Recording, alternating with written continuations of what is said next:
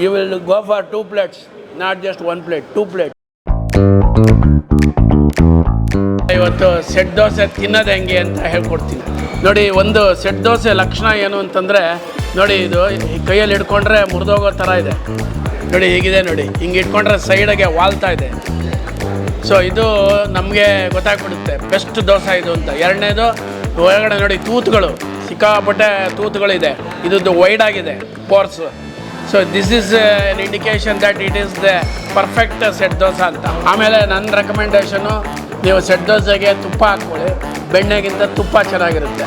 ಇವಾಗ ನೋಡಿ ಈ ಥರ ಸಾಗು ಇದೆ. ನಾರ್ಮಲ್ ಕೋರ್ಸ್ನಲ್ಲಿ ಹಿಂಗೆ ತಗೋತಾರೆ, ಹಿಂಗೆ ಅದ್ಕೋತಾರೆ, ಹಿಂಗೆ ಅದ್ಕೋತಾರೆ, ತಿಂತಾರೆ. ಇದು ಮಜಾ ಬರೋಲ್ಲ. ಅದಕ್ಕೆ ಇವಾಗ ನಾನು ಹೇಳ್ತೀನಿ ನೋಡಿ, ಹಿಂಗೆ ಹಾಕೊಂಬಿಡಿ, ಈ ಥರ ಚಟ್ನಿ ಸುತ್ತೂರು ಹಾಕಿ ಹಿಂಗೆ.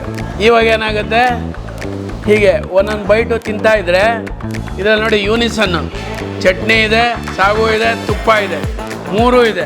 ಇದನ್ನು ತಿಂದು ನೋಡಿ, ಇದ್ರ ಮಜಾನೇ ಬೇರೆ. ನೆಕ್ಸ್ಟ್ ಟೈಮ್ ಏನಾದರೂ ನಮ್ಮ ಹೋಟೆಲ್ಗೆ ಬಂದರೆ ನೀವು ಸಪ್ರೇಟಾಗಿ ಈ ಥರ ತೊಗೊಂಡ್ಮೇಲೆ ಅದನ್ನೆಲ್ಲ ಈ ಥರ ಹಾಕ್ಕೊಂಡು ತಿಂದು ನೋಡಿ, ಆಮೇಲೆ ನಂಗೆ ಹೇಳಿ ಹೆಂಗಿದೆ ಅಂತ.